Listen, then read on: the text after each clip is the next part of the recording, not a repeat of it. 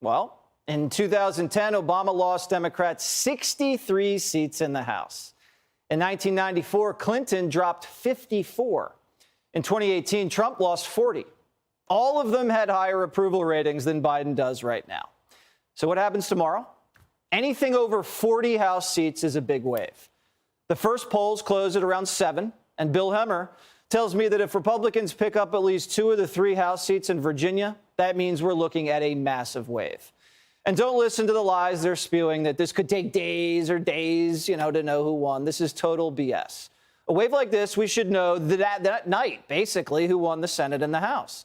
Anything that happens Wednesday into Thursday is gravy. The polls show Democrats sinking and Republicans rising. Democrats blew every lead they had. 17% of blacks say they'll vote for a Republican. That's double what the Republicans saw 4 years ago. Democrats' lead with Latinos has shrunk in half since August. Meanwhile, suburban white women, a group I know very well, are running away from Democrats. They're tired of shelling out $100 to fill up their Jeep Grand Cherokees. Democrats are losing because they're not listening to voters. But don't take it from me.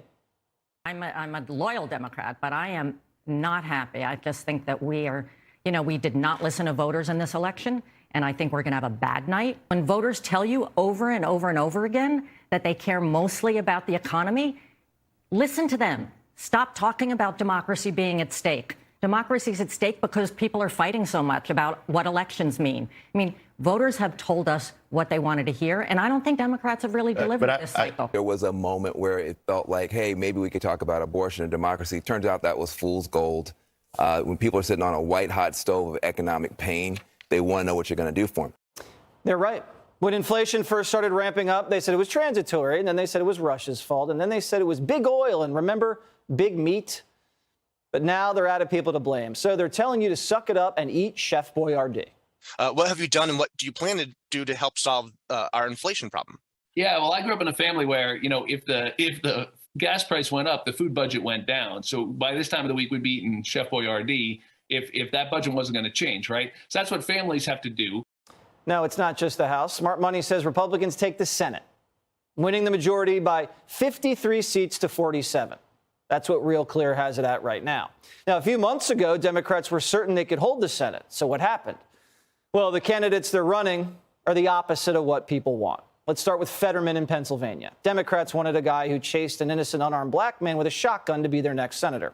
Now, if Oz had ever done that, they'd have made him wear a white hood during the debate. Now, he had the lead for most of the race, Fetterman, but now the race is dead even. And Oz is surging and is now beating Fetterman in 5 out of the last 7 polls taken. That debate killed Fetterman's hopes. Same thing happened in Georgia. The race is tied.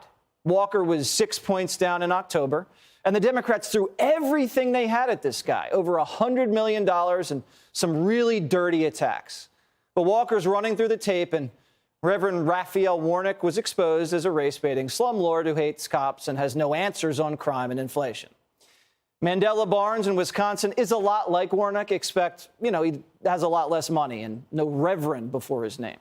Ron Johnson took the lead at the end of September and never lost it. He's up 3 points and has been up 6 of the last polls taken. That's a Senate seat I'm not worried about losing. Johnson is the man driving the Hunter Biden investigation in the Senate, so when he wins, the Hunter Biden investigation becomes the Joe Biden investigation. The Arizona Senate race is the closest one. Democrat Mark Kelly has had the lead the entire time. Blake Masters, who we like a lot, never had the money Kelly did, but he's closing hard as heck and is only down 1 point with a lot of momentum. This is a key Senate race, and if Masters wins, that means this is a red wave situation. Polling's tough in Arizona for some reason. I can't figure it out, so we're just going to have to learn a lot tomorrow. The Nevada Senate race isn't getting a lot of traction, but this is another opportunity to pick up another seat. Adam Laxalt's running strong with Hispanics and is now ahead of a really lackluster Democrat, Cortez Mastro, by about 3 points. This race has gone back and forth since September with a lot of lead changes, but Laxalt's finishing strong. Gas prices are ridiculously high in Nevada and are killing the Democrat there. It looks like Republicans have momentum in that race. One of the sleepers is New Hampshire, right? Bet you didn't hear about that one. The Republican bulldog came from 9 points behind in a month and a half. And it's basically statistically even. Just a point and a half behind now. This would be another Republican pickup, and a win here would mean we're in red wave territory. I mean, if we're talking red tsunami, Republicans pick up a Senate seat in Colorado. I mean, that's a long shot, but we'll know Tuesday night what we're looking at. I see Republicans holding Pennsylvania and Wisconsin and picking up Georgia, Arizona, and Nevada. That would make it 53 Republican Senate seats. And if we're talking blood moon type of red wave, we can grab New Hampshire, which would make it 54.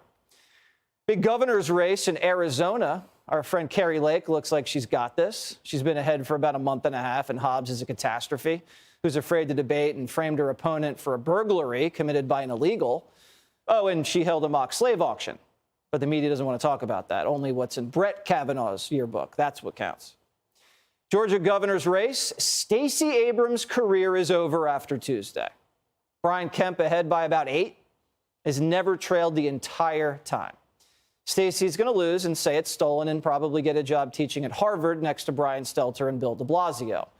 That's where Democrats fail up to.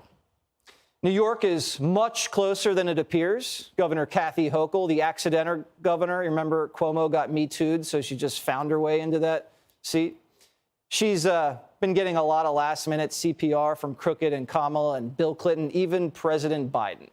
Now, the polls say she's up 7, but this race is a toss-up.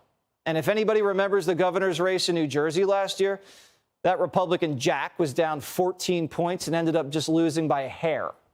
Now, these polls always underestimate Republicans, so keep that in mind. Crime's on the ballot here in New York, and we hope the red wave touches the Empire State. DeSantis is cruising to victory in Florida. It's not even close enough to put up there on the screen. It's a runaway. So let's move over to Michigan, where Tudor Dixon is making this a race. Gretchen Whitmer is only up 4, but this again is like New York. It is a total toss-up. Gretchen is an unlikable liar with a scary stare, and she can't even answer questions about COVID. I mean, literally, she cannot answer questions. Watch this. I'm sorry.